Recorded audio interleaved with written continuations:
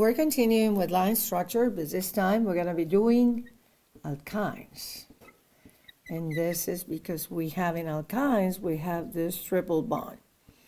And so we probably remember from Gen Chem that acetylene is a linear molecule and that this carbon is sp hybridized.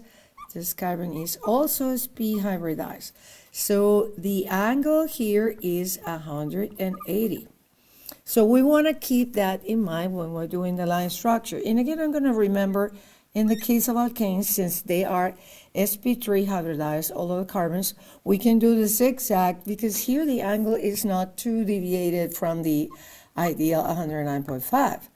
And in the case of alkenes, we were also able to do that. Again, here the hybridization is sp2.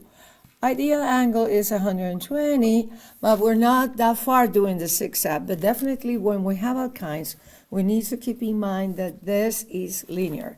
So we're going to do, say that we have C4H6.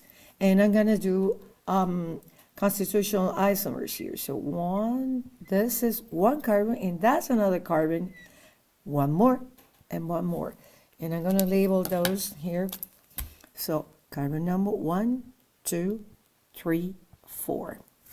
So that is an alkyne. And by the way, this is internal. And that means that the triple bond is like in the middle of the chain. But we have another constitutional isomer that we can draw. We can have 1, 2, 3. And notice these are in a line. Here I keep the line structure. So linear geometry. 1, 2, 3. And then 4 can be either up or down.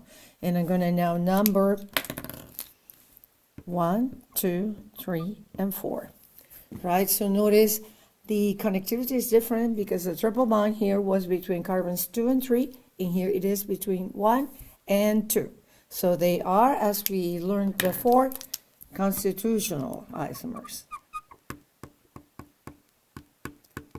And what I wanted to stress here in this video is that you keep in mind the geometry. It will be unacceptable to put this. This cannot be. This needs to be linear. So that's a no-no. Another thing that another example of what you should do and we shouldn't.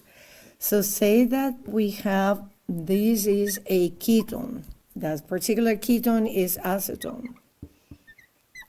A carbon here is sp2 hybridized. And as I said before, we want the angle to be close to 120.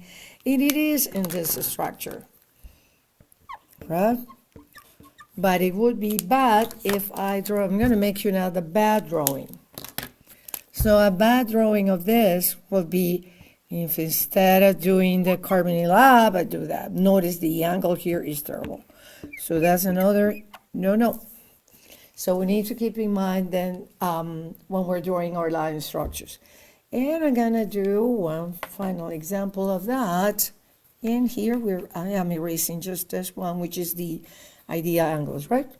So, and say that I have this molecule here.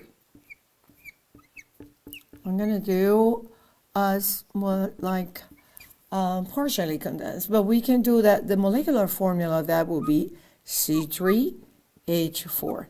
But what I want you to notice is that the central carbon is sp hybridized.